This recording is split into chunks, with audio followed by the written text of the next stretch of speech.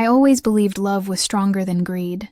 For 40 years, my husband and I built our life with quiet devotion, working side by side, saving every penny, dreaming of a peaceful retirement in our little white house on Maple Hill. When he passed last spring, I thought grief would be my only battle. But I was wrong. 2 weeks after his funeral, a lawyer's envelope shattered the calm I'd fought to hold on to. The will, our will, wasn't what we'd written together. His niece, who barely visited him, had somehow replaced my name with hers. I felt my heart break all over again, not just for the man I lost, but for the trust stolen from me. I thought I'd won the fight for what was ours. I didn't know the real battle, the one for justice, was only just beginning. I keep finding little things Henry left behind. Buttons from a shirt he loved, a single coffee mug with a hairline crack, the old pocket watch that never kept perfect time, but that he carried for 40 years. They are small, ordinary things, and some days they feel like proof that what we had was real. I sit with one of those things in my hands and remember the way he used to laugh when the dog chased the fox in our backyard, or how he hummed when he fixed broken things around the house. Those memories are what I live on now. They are soft company on the long evenings. We didn't have a big life. I'm a retired nurse. Henry worked at the shipyard for as long as I can remember.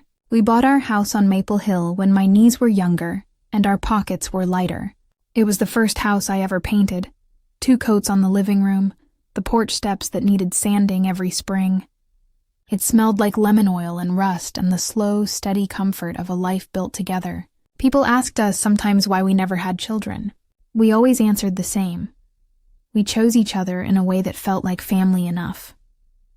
We had a Saturday routine, coffee on the porch, the paper folded neatly between us, the quiet that was a kind of peace. I liked that peace. When Henry and I wrote the will, we did it the way we did most things, together, with a little stubbornness and a lot of plain talk. We sat at the kitchen table, the same table where we ate beans and cornbread, and where I found the best place to sew a button back on. Henry insisted on doing things by the book, so we went to Mr. Lawson, the attorney down on Whitaker Street. He's a man with neat hair and a voice as gentle as a judge, and he made the paperwork feel less heavy. "Just household things," Henry said, smirking, as if we were signing for a library card. We laughed. We picked who would get the porch swing and who would keep the dog tags. We made sure there were words to say we were together, even if the world wanted to ask questions later. I remember Henry squeezing my hand when it was time to sign. He said, "Eve, you keep my watch and bring the plants inside when it gets cold. Don't let the ivy win." He had a way of making ordinary tasks into promises. I signed my name on the dotted line with my left hand because my right hand had a tremor that showed up now and then. He made jokes about my chicken scratch signature, and I teased him about his perfectly straight letters.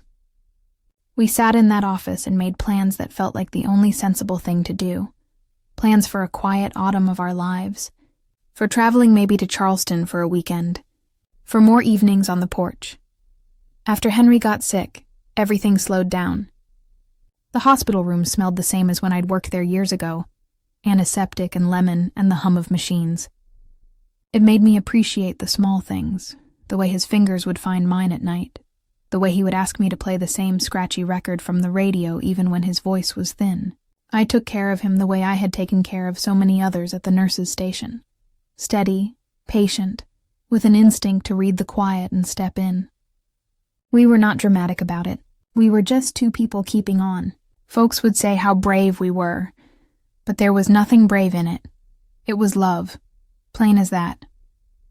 It was obligation and honor and habit wrapped into one. When Henry passed, the house felt too big and too loud for a while. Silence has a shape to it.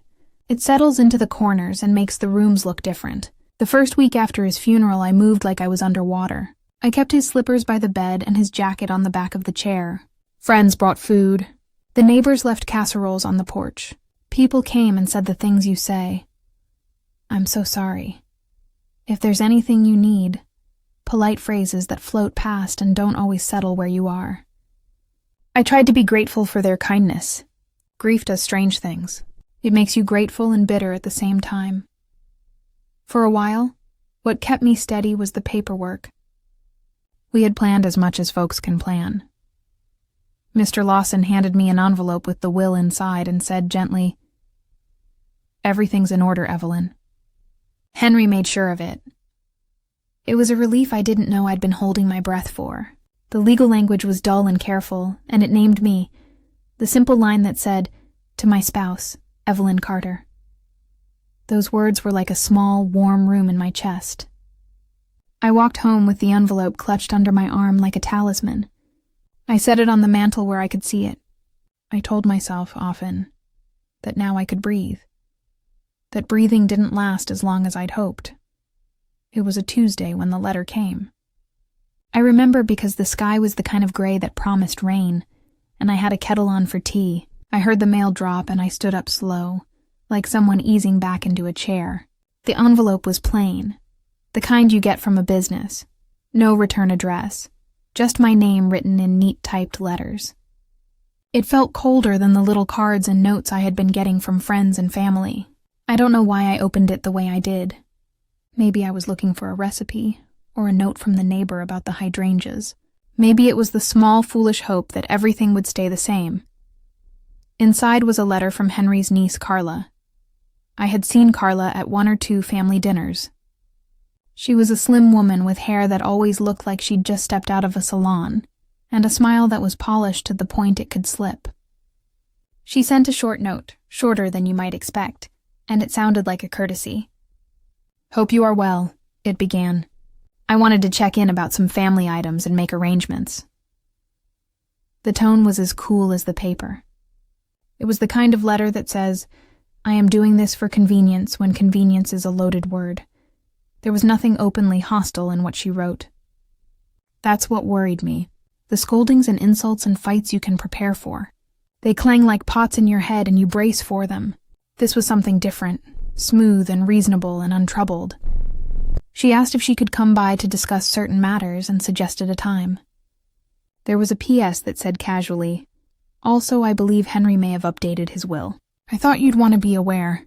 My tea burned on the stove because I forgot about it. I set the letter down and walked the rooms like a person checking doors and locks. It felt like someone had opened a window in my chest and let the wind blow the curtains. I told myself I was being silly, that Henry had not been the sort to change his mind without telling me. He was a man of small, steady habits. He loved routine the way some folks love church. He would have told me. He would have laughed at the idea of secrecy between us. I kept telling myself those things until my voice sounded like a small tremor in the house. But then the doubt settled in, like a shadow you can't quite place. I thought about the last weeks we had together. I remembered Henry's hand a little more shaky when he signed his name at the grocery store, the day he handed me his card and told me to buy something for myself. I thought, not for the first time, of the visits to the doctor and the way strangers hummed around him with polite concern. It is strange how grief can sharpen things. Small details stand up in the light. Did someone talk to him when he was tired? Did someone read him words that were not really there? The questions began to stack like cups on the counter, neat, then teetering. I should have told someone then. I should have called Mr. Lawson and asked the question plain. Has anything changed? But calling felt like admitting a fear, and fear makes you small. Instead, I folded Carla's letter and slid it into the drawer with a stack of napkins. I told myself I would wait a day. I would let the air clear, and then I would do what was sensible. It is a funny thing, how we bargain with ourselves when the ground tilts. You make small promises to buy time, and time does not always hold its end of the bargain. That night I slept poorly. Henry's pillow smelled faintly of his aftershave, and the dog whined in his sleep as if he could sense things shifting too. Morning came heavy and with rain. The neighbor's porch light blinked on and off like a quiet Morse code. I made coffee and stared at the mantel where Henry's watch sat. There in the soft light the watch looked ordinary, and yet it seemed to say more than the papers ever would. It reminded me that time keeps on, indifferent to how we feel. By lunchtime, the unease had grown into a steady ache. I found myself at the window, watching the mail carrier walk down the street. People pass by with their own small dramas tucked under their arms. groceries, wrapped presents, school books, and they don't always know the storms that are waiting at the other end of the lane. I counted the steps from our porch to the mailbox like a child. Each step felt heavy. Then, when the house felt too small for thinking, I went to the dresser where Henry kept his old notebooks. He had an old habit of scribbling things down. Ideas, grocery lists, little notes about appointments, sometimes a line of memory about a name or a song. I found one that afternoon, tucked behind the boxes of winter scarves. It was dog-eared and written in his hand, the letters leaning a bit to the right as if they were tired. The top line said simply, "My plan." Underneath were small phrases. Eve, everything. Maple Hill, her home. Porch swing, her peace. I read it 3 times. I wanted words that would be loud enough to drown the voice that suggested betrayal. The notebook didn't explain Carla's letter. It didn't name the quiet threats that had begun to hum at the edges of my days, but it gave me something steadier than the doubt. Evidence of how Henry thought, how he planned in the small way he always had, how he'd written my name where it needed to be. It felt like someone pressing their warm hand to your cheek in a room that had gone cold. I put the notebook back where I found it, but I carried the weight of it with me the rest of the day. I walked the paths around the yard and looked at the hydrangeas Henry loved. The rain had made them droop with a kind of gentle sorrow. Their color was blue like old denim. I thought about what I would do next. The decision was forming not out of outrage, but out of a quiet obligation to the man who had trusted me with his ordinary days. When the mail came the next day, I stood on the porch ready. The letter I had been given waited on the mantel like a small accusation. I could feel, in the slow pull of that morning, that things were changing. I wasn't sure how yet. All I knew was that where there had been a settled peace, there was now a crack, thin and dark. It let in a sliver of something sharp and cold. I folded my hands and breathed deep, as if practicing for whatever would come next. I had no plan, only a resolve as plain and steady as the stitches on his coat.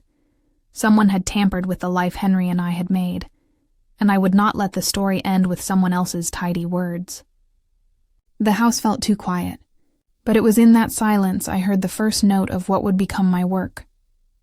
To look, to ask, and to hold on to the truth of what we had built.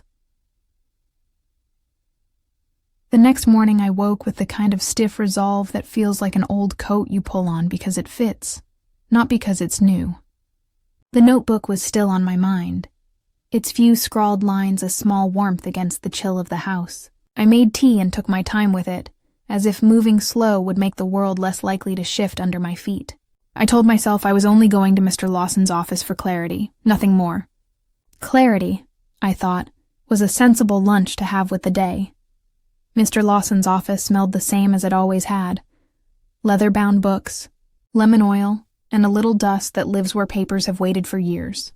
He was behind his desk when I arrived, fingers steepled, eyes soft in a face that looked like it had been carved from patience. "Evelyn," he said, and there was that gentle, careful way his voice folded around your name. He handed me a cup of coffee as if the world still ran on manners. For a moment, sitting across from him, I let myself breathe. "We've come to the formal part now," he said like a man reading the weather. "There are some things the court will need." His hands were steady as he took a folder from the drawer and laid it on the desk. "If you'd like, we can go over everything." I watched him open it, watched the paper move as if it were a tide coming in. The will was folded neatly, the creases sharp where hours of being handled had left their mark. For a second, I felt as if I were watching someone else unfold a map to a distant country. Then I saw the words that made the room tilt. It named Carla. The ink had been pressed hard into the paper in places, and thin in others, as if the hand that wrote it had been hurried or tired. There was a seal, an official imprint, and a signature at the bottom.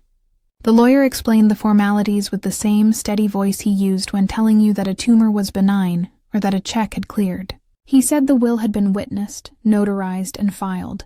He said the language was clear, and it left the primary share of the estate to Carla, with a smaller provision for me and a few token things for neighbors and friends. He said the court would honor it unless someone contested, legally and promptly. I stared. For a moment, the sound of the clock on the wall was a loud thing, like a bell in my head. I felt my pulse move behind my ears. "Someone changed it?"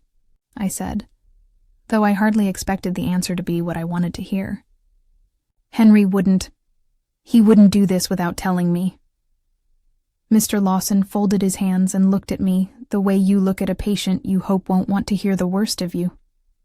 "Mrs. Carter, it is possible he met with another attorney after our meeting. People do change their minds." His voice was careful as a man picking up a bird. "But I can tell you this. When you and Henry came to sign the will, it was the one we discussed." He hesitated. "I keep a copy in my files." Inside, something cold and heavy settled that wasn't grief so much as its companion, betrayal. That word is heavy when you first think of it. Heavy like a sack you used to carry to the co-op when you were younger. I felt it land and then roll, searching for purchase inside me. Grief had been a companion I'd known the shape of. Betrayal was a stranger at the door. "Where did they get a copy?" I asked. "Who files these things? How would Carla—" The name tasted like a sudden bitter leaf. Mr. Lawson said, "Wills can be updated. An attorney can file an updated will with the court. It's proper procedure, Mrs. Carter. If someone presented a valid witness document, the court accepts it unless there's a successful challenge."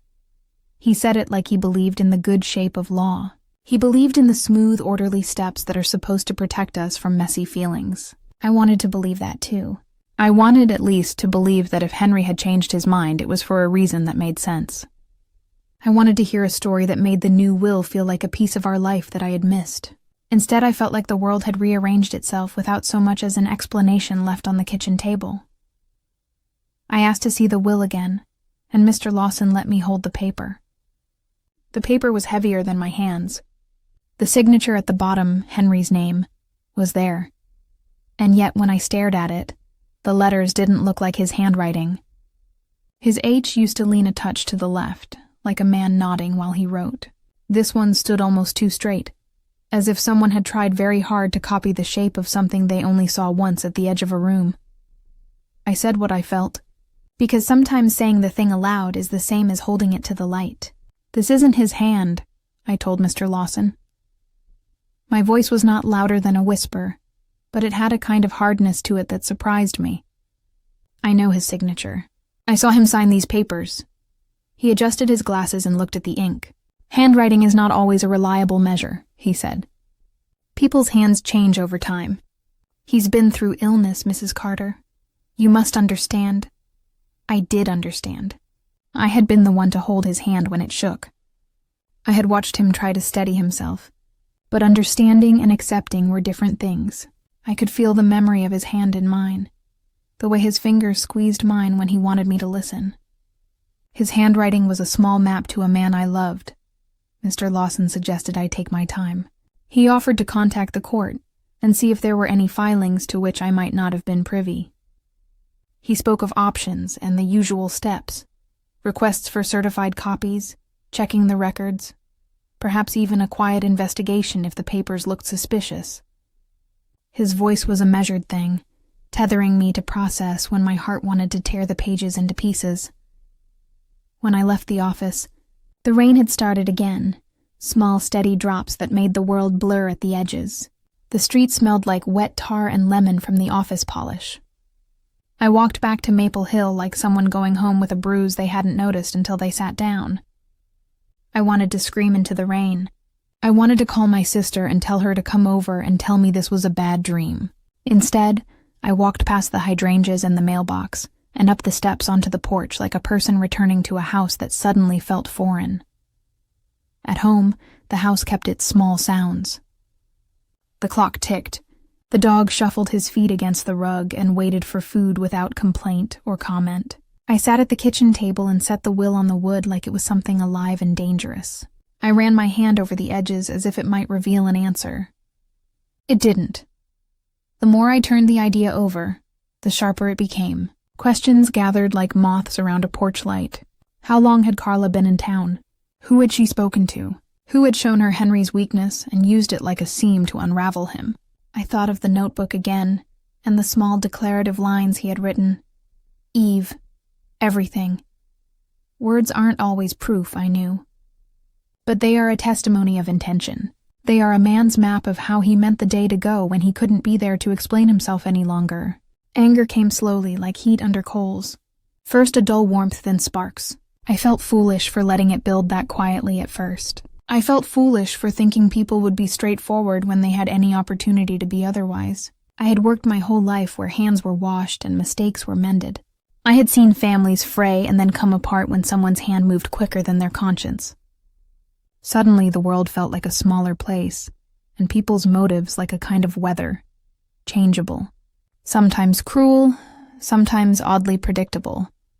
I thought of Carla, her polished smile, her casual invitation in that cold letter, and a picture formed in my mind of a woman stepping into a house and stepping around grief like it was a rug to be rearranged. I had never seen her with Henry alone, not in a way that felt intimate or honest.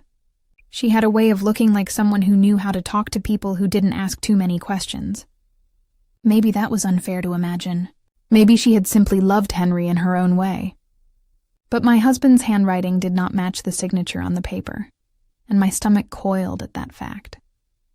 There is a peculiar loneliness in being the person whose life is suddenly questioned. People who had come to the funeral with casseroles now seemed to move as if they were seeing me under a different light. Conversations became shorter, smiles more careful. It is strange how quickly a rumor can adjust the shape of a neighborhood.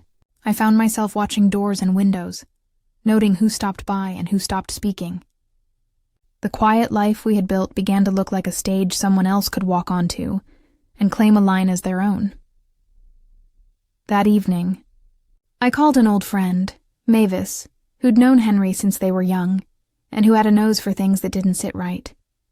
Mavis answered on the second ring, and her voice was quick and warm, like a stove turned up. "Eve, what's wrong?" she asked without preamble. I told her. The words came out all at once, like water breaking a thin dam. When I finished, there was a pause at the other end of the line. Then Mavis said something I already knew but wanted to hear. "We'll look into it together." It felt like someone opening the curtains. Having another person see what I saw made the world less small. It didn't fix the paper or change the ink, but it offered a partner for the work I had started to feel I could not do alone. We made a plan, modest and sensible. Call around, check with the county clerk, ask whether there had been any recent filings under Henry's name. She promised to come by the next morning with a thermos of coffee and her old legal pad. We hung up with that kind of quiet determination that comes from people who have lived enough to know that some fights are worth wading into. That night, I sat with the will on the table and the notebook in my lap, feeling both lighter and heavier at once. The air in the house had a certain pressure to it, the kind you feel before thunder. I did not sleep well. My mind turned over the small details again and again. The way Henry had squeezed my hand at the attorney's office, the leaning slant of his usual letters, Carla's smooth, clinical note. I looked at the photograph of him on the mantel, the one where he was caught mid-laugh with his head tilted back, and I wanted to tell him I would not let this go.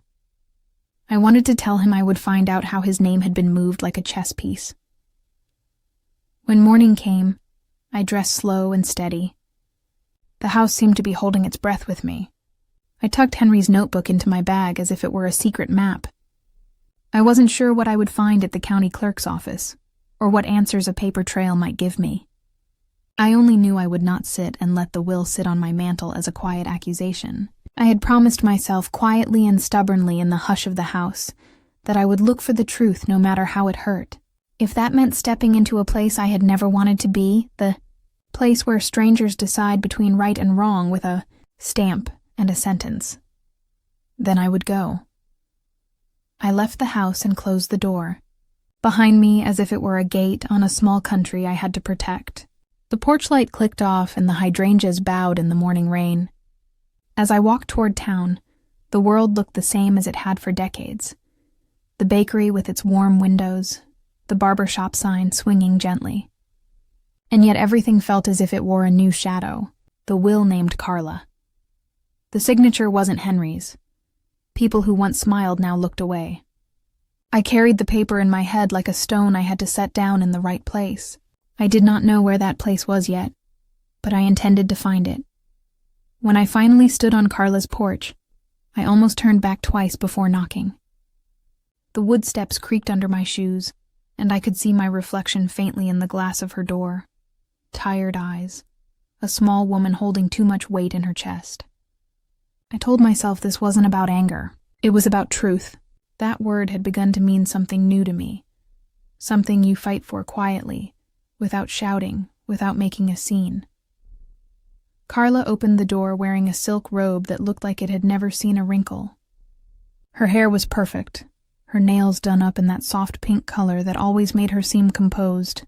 "Aunt Evelyn," she said, that bright smile spreading like honey over a knife. What a surprise. I could smell her perfume, something floral and expensive. It filled the doorway before she even invited me in. I noticed she didn't step aside right away. And for a moment, we just looked at each other. Two women with nothing in common but the man who used to be the bridge between us. "I think we need to talk," I said finally. My voice was even, but my hands were shaking, so I clasped them together. She tilted her head and smiled wider. "Of course." "About what?" "You know what about," I said, stepping inside as she finally moved. Her house looked new. Polished floors, a vase of fresh lilies on the table. The kind of space where people live to be seen, not to be comfortable. I went to Mr. Lawson's office. I saw the will. Her smile didn't falter, not even for a second. "Ah, so you've read it." "I read it," I said, my voice cracking just a little. "And I know my husband's handwriting. That signature at the bottom, it isn't his."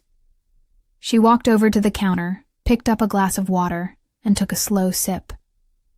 I watched her hands, steady, controlled. "Maybe he was tired," she said softly. "Maybe his writing changed. You know how illness can do that. That's not what happened." She laughed, lightly, politely, like I'd made a joke. "Aunt Evelyn, grief does strange things to the mind. Maybe you're remembering things differently. Uncle Henry talked to me near the end. He said he wanted to make sure I was taken care of." I felt something twist in my chest. "He said that?" "Yes," she said, setting her glass down with a small clink. "He was worried about me. He said you'd always be fine. You have the house, your savings, your pension. He thought it was fair." Fair. That word landed like a slap. Henry had used that word often too, but never like that. Fair to him meant equal, thoughtful. To Carla it meant hers. "I took care of that man every day for 3 years," I said. "I held his hand through every treatment, every hospital night." "You came by twice. Once to take pictures, and once to borrow money. You never paid back." Her face tightened just enough for me to see the edge behind the polish. "You're being unkind," she said. "You know, the family's been talking. They say you've been difficult since he passed." I felt my stomach drop. "What family?" "Oh, Aunt Ruth, Cousin Lena, even Uncle Jerry mentioned it. People are starting to worry about you, Evelyn. You're making this so unpleasant for everyone." I wanted to leave, to walk out of that house and never see her face again, but something in me stayed rooted to the spot. "You changed that will," I said quietly. "Or you helped someone do it. I don't know how, but I know what Henry wanted. I know who he trusted." She looked at me. Her eyes flat now, all the fake sweetness gone. "You think anyone will believe you over me?" she said. "You're an old woman with no proof. I have the document, the witnesses, the lawyer who filed it. You have nothing but stories." The silence between us after that was like a weight pressing on the air. For a moment, I thought she might break down or take it back. But she just adjusted her robe, smiled faintly, and said, "I'm sorry you feel hurt. I really am, but this is how Uncle Henry wanted it." I turned and left before she could say anything else. Outside, the afternoon light had dimmed, and the street looked smaller than it had before. I could feel the eyes of the neighbors watching through their curtains. By the time I reached my car, my hands were trembling so bad I had to grip the steering wheel just to steady myself. Driving home, My thoughts kept looping through the conversation. Her calm voice, her cruel smile, her certainty. It wasn't just the lie that hurt, it was how comfortable she was telling it, like she'd rehearsed every word. By the time I pulled into my driveway, I could see the change had already begun. The neighbor who used to wave at me every morning turned away, pretending to fuss with her mailbox. I caught the sound of a curtain moving as I stepped onto my porch. I didn't need anyone to tell me what they were saying. I could guess it easily enough. "Poor old Evelyn," they'd whisper. "She's lost it. Can't accept the truth. She's making trouble." The phone stopped ringing as often. Friends who once called every Sunday now sent short texts. "Thinking of you." The pastor from church came by one afternoon, hat in hand, and asked gently if I'd considered making peace with the family, as though peace were something you could buy at the grocery store and hand over with a smile. But the worst part wasn't the gossip. It was the doubt. The small creeping thought that maybe I was imagining things. Maybe grief had scrambled my memory. Maybe I'd misunderstood something Henry had said. At night, lying in bed, I'd hear his voice faintly in my mind. Soft, steady, the way he'd call me Eve when he was trying to make me smile. I'd replay every conversation from those last months, searching for a clue, a warning, something I'd missed. Days turned into weeks, and I began to feel like a ghost in my own house. I cleaned rooms that didn't need cleaning, walked through spaces that still smelled like him. I found myself talking to him out loud sometimes just to break the quiet. "If you can hear me, Henry," I'd say, "give me something." Just a sign. It came, though not the way I expected. One evening, I was moving an old dresser to vacuum behind it, a small act of stubbornness to keep the house in order when the rest of my life wasn't. The dresser scraped across the floor, and I saw something slide out from the back. A small, worn leather notebook half covered in dust. My heart jumped. I knew that notebook. Henry had carried it with him to work for years.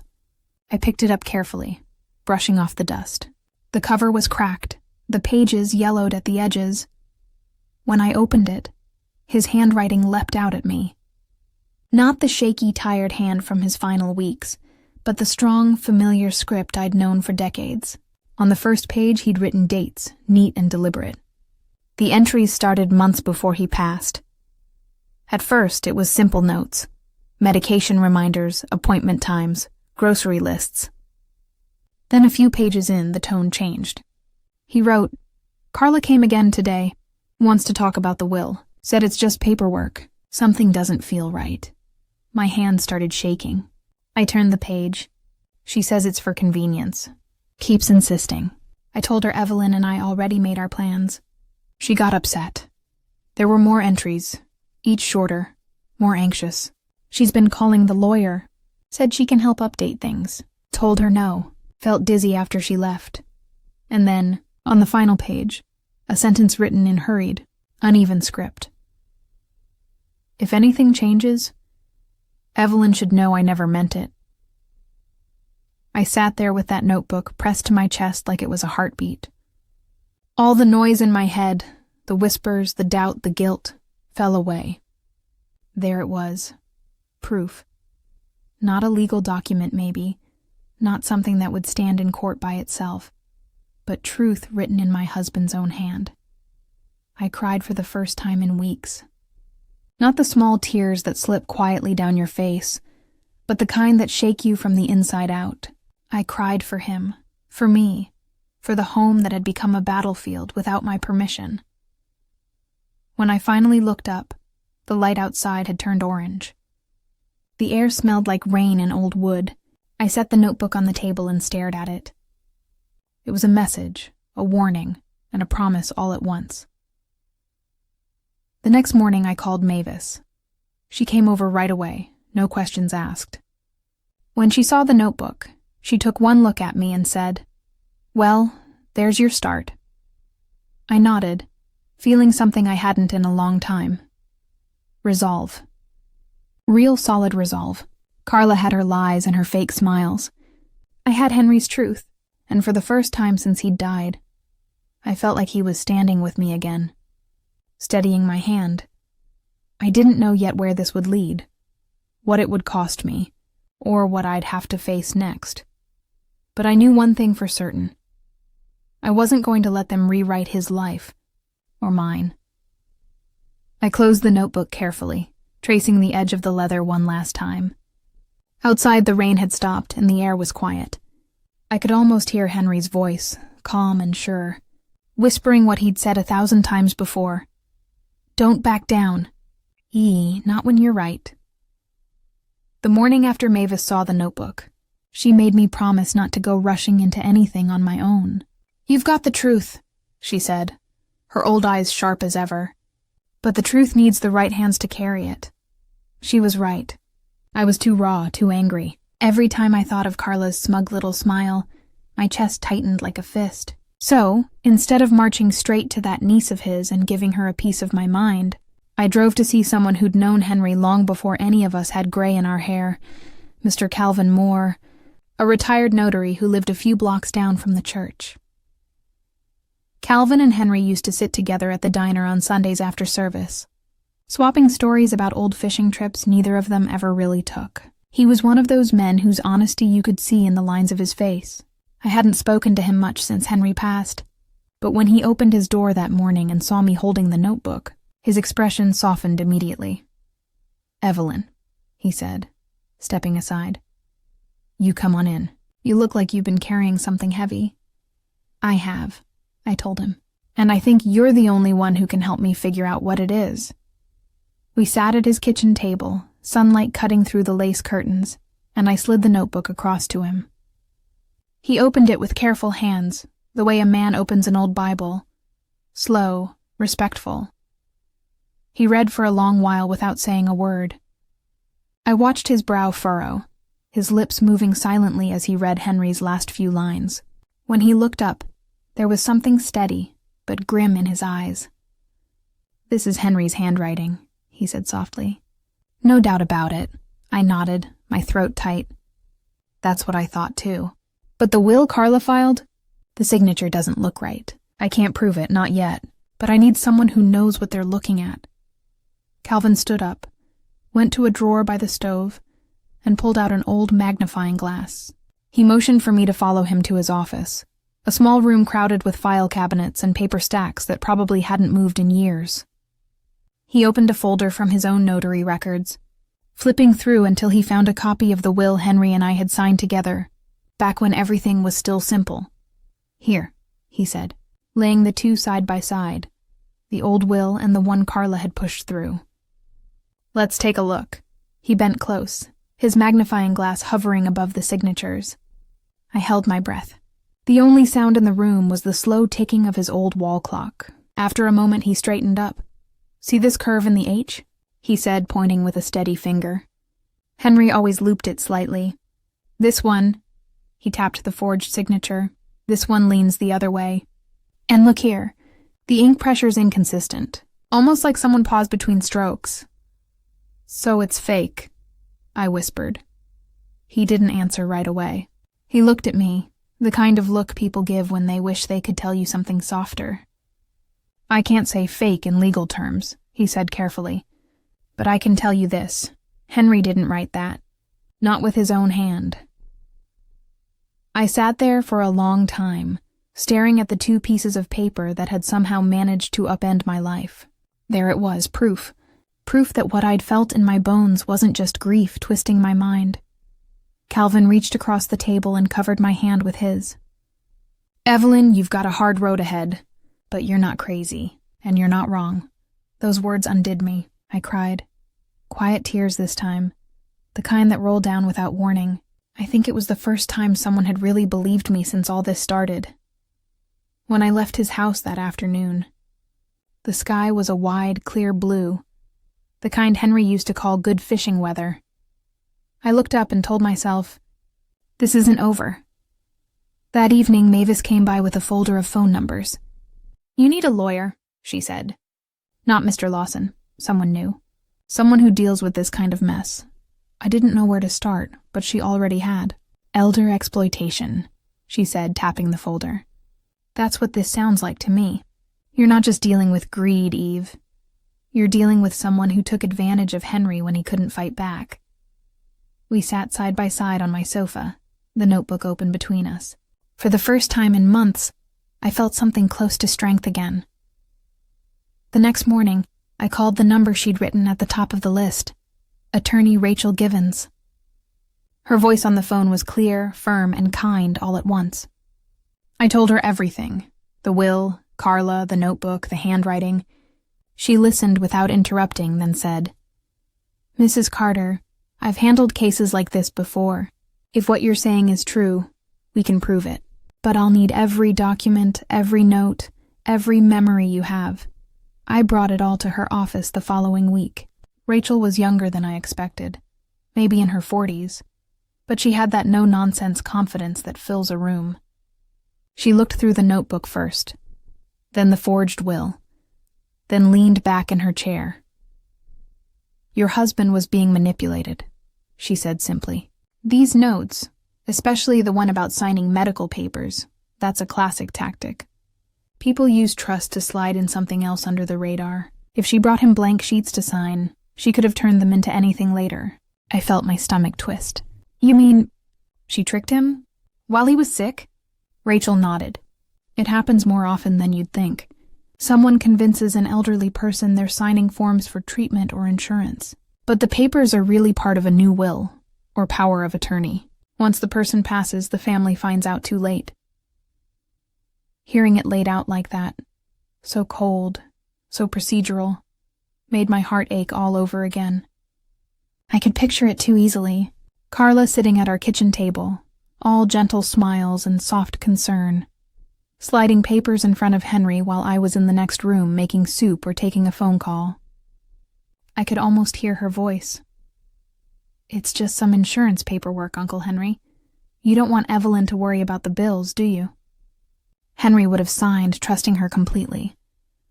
That was who he was, good-hearted to a fault. Rachel kept talking, outlining what would come next. Handwriting experts, witness interviews, a review of Carla's banking records if the court approved it. I listened, half there, half lost in memory. Every word she spoke made the betrayal feel deeper. Not just what Carla had done to me, but what she'd done to him. That night, when I came home, I sat at the kitchen table staring at Henry's empty chair. "You didn't deserve this," I said aloud. "You didn't deserve to be tricked like that." The room stayed quiet, the kind of quiet that feels thick and heavy. Over the next few weeks, Rachel and her team dug deep. They tracked Carla's visits to Henry's hospital room through sign-in sheets. They found witnesses, nurses and volunteers who remembered her showing up with stacks of papers and saying she was helping with the paperwork. One nurse even recalled Henry looking confused, asking her, "Do I need to sign all this again?" When Rachel told me that, I had to set the phone down for a moment and catch my breath. I could see him, sitting there in that thin hospital gown, his glasses slipping down his nose, trying to read through pain and medicine fog. And her, standing right there beside him, pretending to care. Every new piece of evidence felt like both a victory and a wound. It confirmed what I knew but wished I didn't, that Henry had been too kind to see the knife behind her smile. One afternoon, Rachel called to say the handwriting expert had finished comparing signatures. "It's a forgery," she said. "There's no doubt. We'll submit the report with the filing next week." For a long time after that call, I just sat in silence. Vindication feels strange when it comes late. It doesn't bring joy. It brings exhaustion. I thought of all the nights I'd doubted myself, all the days I'd walked through town with people whispering behind my back. I thought of how small they'd made me feel. But mostly, I thought of Henry, of how he must have felt those last few weeks, pressured and confused, trying to protect me even as someone close to him plotted against him. I went to bed early that night, clutching the notebook like a prayer. Sleep didn't come easy. My dreams were full of half-remembered conversations and the sound of Henry's pen scratching across paper. The next morning, I woke up with a strange mix of peace and purpose. I made coffee, stood at the window, and watched the sun rise over the hydrangeas. The air was cool, the light soft, the kind of morning Henry would have called a good start. Mavis stopped by not long after, and when I told her everything Rachel had found, she smiled that quiet, knowing smile of hers. "So it's true then," she said. "You were right all along." "I wish I wasn't," I told her. She patted my arm. "Truth don't always feel good, but it's what sets you free." As the day wore on, I felt something shift inside me. Not anger this time, but resolve. Carla had built her lies on my husband's kindness, thinking no one would look too closely. But I was looking now, and I wasn't going to stop until every last thread of that lie was pulled apart. I went to the mantel that evening and picked up Henry's watch.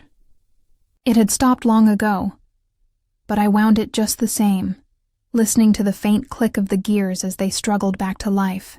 The sound was soft but sure, steady in its rhythm. For the first time since Henry's passing, I didn't feel lost. I felt ready to take this to court, ready to face Carla's smug smile under the weight of the truth. The clock ticked, the dog sighed, and somewhere in that quiet, I whispered to Henry, "I found her trail, love. And I'm not stopping until the truth carries your name again." The courthouse was colder than I expected, not just in temperature but in spirit. The air felt too still, the walls too white, and every sound, every cough, every shuffle of paper seemed to echo longer than it should have. I sat on the hard wooden bench near the front, my hands folded in my lap, the same way I used to sit in church when I needed to be still enough to listen. It had taken almost a year to get to this point. A year of filings, hearings, continuances, and sleepless nights. A year of waiting for a system I barely understood, to decide whether what I'd lived, what I'd loved, was true. Rachel sat beside me, calm and steady as always. She had that quiet sort of confidence that didn't need noise to fill a room. Every now and then she'd turn to me and whisper, "Just breathe, Evelyn. We've done the work. Now let the truth do the rest." Across the aisle, Carla sat with her lawyer, a tall man with slick hair and a voice too smooth to trust. She wore a dark blue dress, modest enough for the setting, but expensive enough to make a statement. When our eyes met, she gave me that same polished smile I remembered from her doorway months ago. Only now it looked sharper, colder, like she'd been practicing it in the mirror. When the judge walked in, everyone stood. He was an older man, gray hair, calm expression, the kind of presence that made silence feel heavier. "You may be seated," he said, and the sound of chairs scraping against the floor filled the room like a wave. The opening statements began. Carla's lawyer went first. His voice was practiced, polished, full of pity where it suited him. "My client," he said, motioning toward Carla, "was simply honoring her uncle's wishes. She's been wrongly accused of wrongdoing by a grieving widow who, understandably, is struggling to accept her loss." The word stung more than I expected. Grieving widow. It sounded so small, like all my years with Henry were reduced to one fragile title. Rachel stood when it was her turn. Her voice was low but strong, like the hum of a distant storm. "This is not about grief," she said. "It's about manipulation. It's about a dying man being pressured to sign papers he didn't understand. It's about a will that was changed through deceit.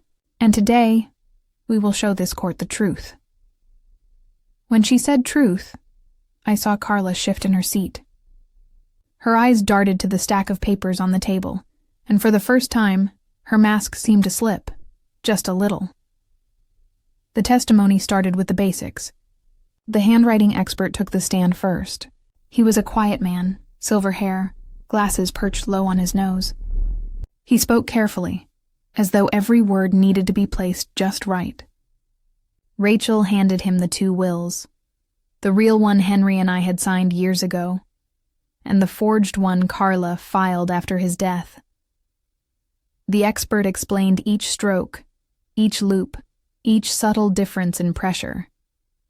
He used words like inconsistency and discrepancy, but what he meant was simple. One was Henry's hand, and one was not. At one point, He projected both signatures onto a screen. Even from across the courtroom, you could see it. The genuine one alive with his old steady line, the other clumsy, stiff, like someone trying to remember how his name should look. The judge leaned forward. "And your professional opinion?" The expert didn't hesitate. "The second signature," he said, "is a forgery." The silence that followed was thick enough to touch. I could hear my own heart pounding in my chest. Carla's lawyer scribbled something on his notepad, and she looked down, her hands clasped too tightly in her lap. When it was my turn to take the stand, Rachel gave my hand a small squeeze. "You just tell them what you told me," she whispered. I walked up slowly, feeling every pair of eyes in that room following me. My legs ached, but I stood tall. I swore the oath, sat down, and tried to remember to breathe. Rachel began gently, her tone soft, respectful. "Mrs. Carter," she said, "can you tell the court about your husband? What kind of man was Henry?" A smile found its way through the nerves. "He was kind," I said. "Quiet but kind. The sort of man who fixed neighbors' fences without being asked. He loved his garden. He loved our little life, and he believed in doing things the right way." "And did the two of you ever discuss your estate plans?" "Yes," I said. "We went to our attorney together. We made a will that left everything to each other. Henry said it was only fair. We'd built everything together." Rachel nodded. "And to your knowledge, did Henry ever change that will?" I looked over at Carla. Her eyes were on her hands now. "No," I said. "Not once. Not in his right mind." Rachel handed me the notebook Henry had written in, his small, leather one. "Do you recognize this?" I took it, feeling the familiar weight of it in my hands. "Yes," I whispered. "This was Henry's. He carried it everywhere." "And what do these pages show?" "They show he was worried," I said, my voice trembling. "He wrote that Carla was pressuring him. He wrote that something didn't feel right. He even wrote that if anything changed, I should know he never meant it." For a long moment, the only sound in the room was the soft turning of the notebook's pages, as Rachel laid them open before the judge. Then Carla's lawyer stood. "Mrs. Carter," he began, all charm and false sympathy. "You said your husband was ill before his passing. Isn't it possible that his memory wasn't clear? That he might have misunderstood what his niece was asking?" I met his eyes. "Henry was tired," I said quietly. "But he wasn't confused about love. He knew who he trusted. And it wasn't her." He frowned, clearly not expecting that. He asked a few more questions, each one trying to make me doubt my own story. But my answers came easy now. I wasn't angry anymore. I was certain. When Carla took the stand, she looked like she was ready for a performance. Her lawyer led her through soft questions about how she only wanted to help, how she adored her uncle, how she couldn't believe I would accuse her of something so awful. She even cried. Real tears or not, I couldn't tell. The courtroom murmured softly as she dabbed at her eyes with a handkerchief. Then Rachel stood. "Miss Palmer," she said calmly, "you said you were only helping with medical paperwork. Is that right?" "Yes," Carla said quickly. "Uncle Henry wanted to make sure things were organized." Rachel flipped through her notes. "Do you recall which hospital those forms were for?" I don't remember exactly," Carla stammered. Rachel took a step closer. "That's interesting, because we contacted every hospital Mr. Carter visited in his final months. None have a record of you bringing or submitting any documents." Carla's eyes darted to her lawyer. "I must be mistaken," she said weakly. Rachel didn't raise her voice. She didn't need to. "And when you presented the new will, did you tell the attorney who filed it that Mr. Carter was under medication for pain?" "I didn't think that mattered." "It matters when you're asking a dying man to sign legal documents," Rachel said, her tone still even, but now edged with steel. Carla opened her mouth but couldn't find a word to fill it. The courtroom went silent again. Even the judge sat back, his expression unreadable. After that, the rest of the trial felt like watching dominoes fall, slow at first, then all at once. Witness after witness testified. The nurse who remembered Henry's confusion, the handwriting expert's unwavering certainty, Calvin's quiet confirmation of the original will. Piece by piece, the picture became clear. By the time Rachel gave her closing statement, the room was heavy with it, the weight of what had been done, the life that had been taken advantage of. She finished simply, without theatrics. "Your Honor," she said, "this case isn't about money. It's about trust. A husband trusted his niece, and she betrayed that trust. A wife trusted the world to be fair, and it wasn't. But the truth still deserves its day." When the judge finally spoke, his voice was low but firm. "I've heard enough," he said. "The court finds the will submitted by Miss Palmer invalid, on grounds of forgery and undue influence." He turned toward Carla. "Ma'am, what you did was not only deceitful, it was cruel. You preyed on a man's vulnerability for your own gain." Carla's face went pale. Her lawyer tried to speak, but the judge silenced him with a wave of his hand. I sat there frozen, my breath caught halfway in my chest. The words seemed to echo in slow motion. Invalid, forgery, cruel. Rachel placed a gentle hand on my shoulder. "You did it, Evelyn," she whispered. "He can rest easy now." I didn't feel triumph. Just a deep, steady calm that felt like air after a storm. As we walked out of the courthouse, I turned once more to look at Carla. She sat slumped in her chair, her perfect composure finally cracked. For the first time since this all began, I saw her for what she really was. Not powerful, not untouchable. Just small and scared in the light of the truth. Outside, the late afternoon sun hit my face, and for a moment, I could almost feel Henry beside me. I didn't speak, but I thought the words anyway. "It's done, love." They heard you. They finally heard us. But even as that thought settled, another rose quietly behind it. This wasn't the end. Justice, I was learning, didn't always mean peace, and there were choices yet to make about what came next. After the judge spoke, the world felt a little softer around the edges, like someone had taken the weight off my shoulders and left a quiet room in its place. I remember stepping out of that courthouse into a late afternoon that smelled of rain on pavement and hot coffee from the corner shop. People were going about their business. Cars, buses, a man walking his dog, and somewhere in that ordinary motion, I felt a kind of ordinary rightness settle back into my bones. When Rachel slipped her hand into mine and said, "It's done," I didn't cry. I felt a relief that was steady and plain, like a good winter coat buttoned up tight. It wasn't the high, sharp joy of a sudden victory. It was the simple, clean feeling of a thing being put back where it belongs. I had wanted Henry's name cleared, his intentions honored, not to see someone punished out of cruelty. The law had spoken the truth out loud, and that was enough. People asked afterward if I planned to press criminal charges. Reporters asked me at the courthouse steps, and a few neighbors stopped me in the grocery store to say how brave I'd been. The answer surprised even me. I said no. I said it for a few reasons, and they were not always easy to explain. Part of me wanted to spare the family more shame and spectacle. Part of me knew that dragging them through more trouble wouldn't bring him back. But the truest reason was quieter, something Henry would understand.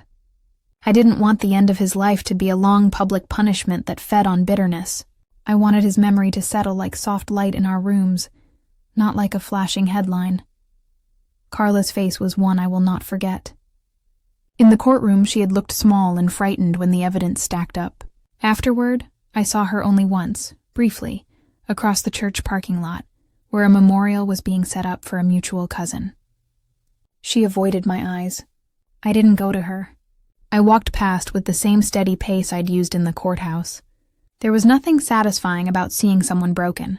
If anything, it made me sadder. I thought about how easy it can be for someone's selfishness to come wrapped in charm. I thought about how our good nature can be read by others as weakness, and how wrong that reading can be. The family's reaction was a complex thing. Layers that shifted slowly over time. Some people who had been distant began to step back into the life we'd known, offering apologies that sounded like they'd been rehearsed, but felt sincere. Others kept their distance, as if returning to the old rhythm was too hard or too awkward. Grief rearranges relationships in ways that are both fragile and final. I learned which faces were steady and which ones I had been mistaking for friends. At home, the house felt both familiar and new. The rooms were the same, but the air in them had changed, the tension gone, replaced by a quiet that was not empty but ready. I found myself standing at the kitchen sink and washing a set of plates that felt like ritual. Henry's chair sat where he always had, his old sweater folded over the back. I would pick it up sometimes and inhale the faint scent of him, and that was enough for the day. There were practical things to attend to: closing accounts, untangling the legal threads, setting the estate to rights. Rachel guided me through each of those steps with the same soft efficiency she'd shown in court. She handed me paperwork and explained what it meant with a patience that made the whole process less like a trial and more like a mending. I signed what needed signing. I went to the bank. I met with the appraiser about the old tools in Henry's shed that someone had said were antique, but were really just things he loved. Each small act of order felt like placing one more brick on a repaired wall. People brought casseroles again, but they were different now. Offered with bowed heads and quiet words, not the curious glances that had followed me after the will first came to light. Mavis came over every week for soup and stories. She made an arrangement of bright daisies and set them on the table, saying, "You keep the house warm, Eve. I'll keep the flowers coming." Her presence was the kind that steadied you without fuss. She didn't ask for explanations. She simply sat and listened when I wanted to talk, and sat in silence when I didn't. One of the first Saturdays after the case, I went out to the garden. Henry had always liked his hydrangeas, tending them like a small virtue. He would kneel in the dirt with a little stool and sing under his breath as he worked. I used to laugh at him for talking to plants, but I knew now he wasn't really talking to them. He was remembering. I found the spot where he'd planted a row of marigolds years ago and knelt on the damp earth, feeling it cool my knees. The dog nosed at my hand, as if checking to make sure I was really there. I brought with me a small bag of new bulbs, tulips Henry had wanted but never got around to planting. I dug shallow holes in the loose soil, placing each bulb in with a care that felt like a promise. As I covered them, I thought about the strange way life keeps going. Plants sleeping under the ground, the world turning, even when your heart is bruised. Planting was the kind of small, hopeful work that doesn't demand a trophy. It asks only your attention, your willingness to give something to the future. Neighbors started to talk more kindly again, or maybe I just noticed it because I was looking for it. Mrs. Delgado from next door stopped by one afternoon with a slice of cake and a look that said she'd been thinking of us. She asked if I'd like to join the church luncheon the next week. I hesitated, then agreed. It felt good to be part of ordinary things again. To accept an invitation not out of obligation, but because the part of me that had always liked potluck dinners wanted company. Despite the calm, there were moments when the hurt returned like a sharp wind. I would find myself in the middle of a sentence and suddenly remember Carla's face, or the way the forged signature sat on that paper, and an ache would rise up.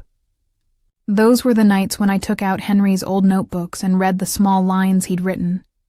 Notes about the weather, lists of things to buy, the little reminders to bring in the plants. There was also that one line he'd written near the end. Eve. Everything. It was a short sentence, but for me it carried an entire conversation. I would read it and feel the warmth of him reaching across the years. Sometimes people asked if I felt vindictive now that the court had decided. I'd shake my head. Vindication is an odd thing. It doesn't always come with fireworks. For me, the court's decision returned me to a way of living that felt honest. It took away the suspicion that had hovered in the corners of our house and replaced it with quiet dignity. That was what mattered most.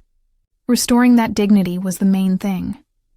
I thought a lot about lessons, what we learn when we are hurt, and how we choose to carry those lessons forward. I could have chosen to let anger be my guide and to use the victory as ammunition. I could have insisted on criminal charges, on formal humiliation, but Henry had never wanted any of that. He believed in his way in small mercies and a measured life. I honored him by choosing the path that felt truest to me, to reclaim what was ours, to call out the wrong, and then to step back into the quiet with a heart that did not feast on cruelty. One afternoon, a woman from the local paper called to ask if she could do a follow-up story on the case. She wanted quotes about elderly exploitation and legal precedent. I agreed to speak, not to be lauded, but because I hoped someone else might be saved from a similar fate if they saw how easily it could happen. I told the reporter, simply, that people should trust their instincts and keep each other close. I said that small things, notes, vigilance, visits, matter. The piece ran with a picture of the garden where Henry used to sit, his boots by the shed. It brought a few more people to the house, friends, some old acquaintances, and one or two distant relatives who promised to visit more often. As the months went by, I found new rhythms. I joined a small knitting circle that met in the library basement. We drank bad coffee and talked about recipes and the best way to get a stubborn stain out of a shirt. I learned that ordinary things can be life-saving. They bring you back to the simple pulse of living. On the anniversary of Henry's passing, Mavis and I planted a small bed of tulips where I'd put the bulbs. We stood together, hands in the dirt, and said his name aloud like a blessing. People who stopped by the house sometimes paused to look at the flowers as they opened, bright cups of color that seemed to say yes to the sun. I would stand on the porch and watch them sway in the breeze and feel something mend inside of me. Sometimes at night, I still imagine how different things might have been if I hadn't found that notebook. If I hadn't gone to Calvin or called Rachel. The what-ifs are troublemakers, but they also teach. They remind you that staying quiet can be easy and costly, and speaking up can be hard and necessary. I learned to listen to the small voice that said, "Look closer. Don't let this go." It led me back to truth. I don't pretend the world is perfect now. People are complicated and hurt leaves its marks. But I do know that for all the pain, something honest was restored. I could walk down Maple Hill and look in people's windows and not feel like an accused stranger. I could stand in Henry's garden and see that our life, wrought with simple things and steady love, couldn't be rewritten by a forged line. If there's one thing I want anyone listening to take away, it's this. Fight for what matters, yes, but let your fight be for truth and for the dignity of the people you love. Money will come and go. What you leave in someone's memory lasts. I fought not for the bills or the house alone, but because love deserves to be remembered accurately, not altered by someone else's clever hand. Thank you for following our story. If you were moved by this one, please consider liking the video, sharing it with someone who appreciates stories of quiet justice, and subscribing for more. It helps others find these small, true tales. And sometimes, that's how we keep the good things alive.